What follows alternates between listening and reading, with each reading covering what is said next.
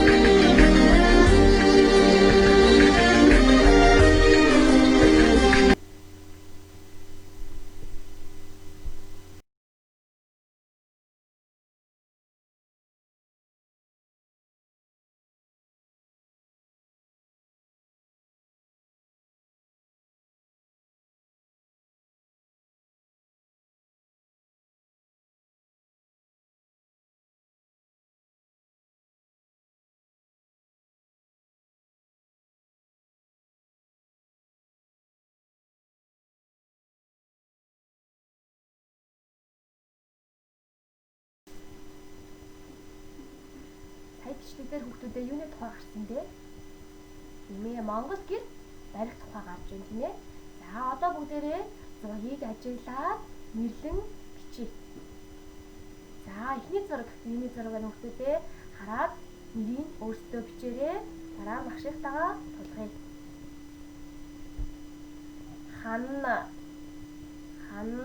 жижигэн хан бол ханы барихтаа нар зүг тойруулан дугуйлан байдаг.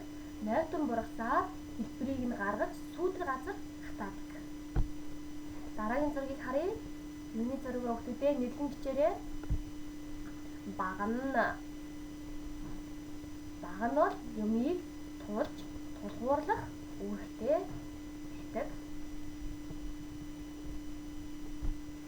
Дараагийн зургийг харъя.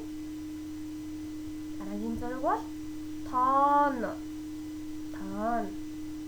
тоон гэрийн тэргүүн буюу толгой гэж хэлэгддэг бахан. За дараагийн зургийг хараад нэрийг бичээрэй. Юуны зураг вэ хүүхдүүдээ? Сайн байна. Үнэ.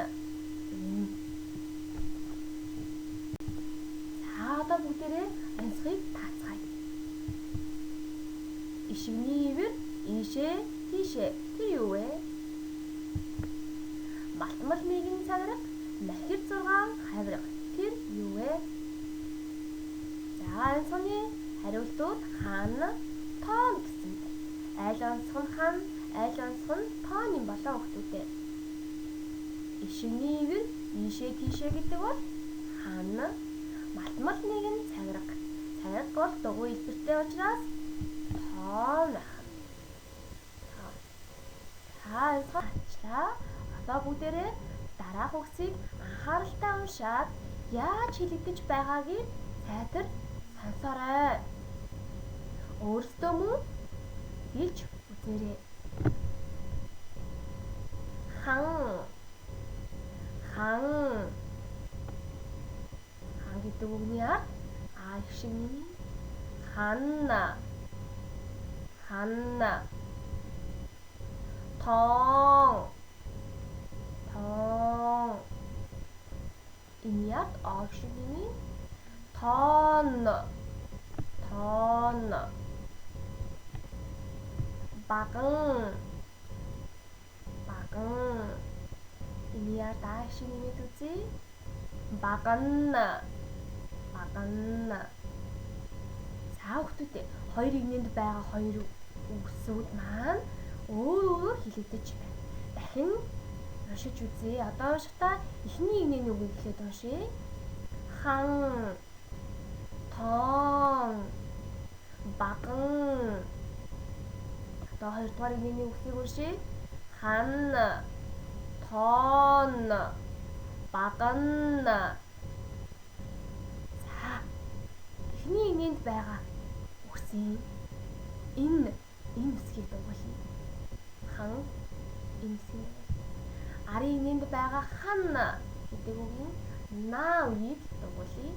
На. Өөр сонсогдсон учраас дугуулж байгаа тийм ээ. Тоон энэ үсгийг дугуулъя. Тоон ноо үгийг дугуулъя. Баган энэ үсгийг дугуулъя.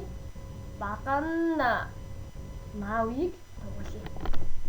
За хүүхдүүдээ ингээд хэлээд үзэхээр эхний игнэний үгс хэлний угаар хэлэгдэж байна.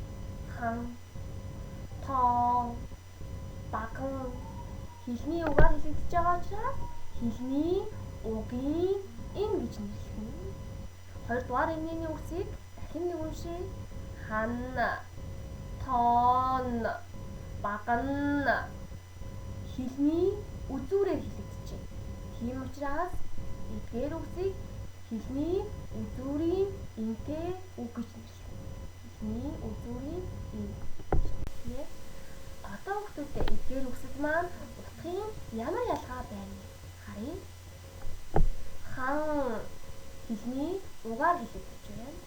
Тэгвэл ханхүү гэхэд хан тэгээд хэлний угтаа үгийн энтэй үг болох юм байна. Дараагийн зургийг харъя. Хан тэгвэл гэрийн хан. Тэгвэл хэлний үзүүрийн энтэй үг бичих юм. Дараагийн үг харъя. Ан хэлний үгийн энэ оролцсон байна. Сайн байна. Хэлний үгийн ан амтан гэхэд ан гэж чинь. Өшөө юмны хагарч үүссэн цавыг ан цав үүсжээ гэж хэлдэг байна. Дараагийн үгшээ ан хэлний үзүүрийн энээр хэлэгдэж байна. Энэ үг маань хүч тэнцүү гэсэн утгатай үг байна. Дараагийн зургийг харъя. Дараагийн зураг бол тоон. Тоон гэрийн тэргүүн буюу толгой гэж хэлэгддэг байна. Дараагийн зургийг хараад нэрийн бичээрэй. Юуны зураг вэ хүүхдүүдээ? Сайн байна. Үнэ.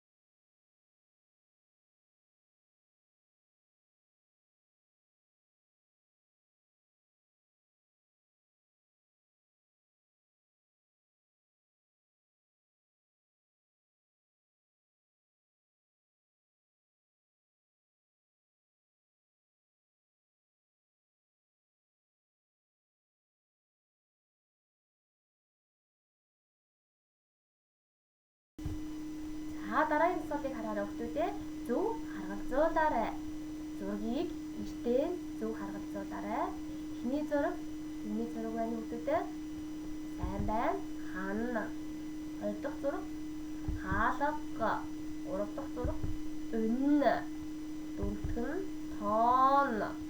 Тав дахь нь баган. За дараагийн төсөлийг ажиллая.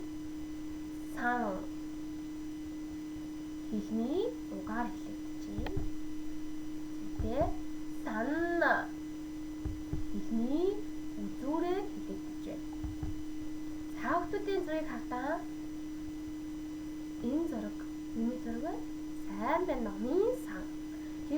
номын сан гэж хэлэхэд аль үгийг сонгож бичих болоо?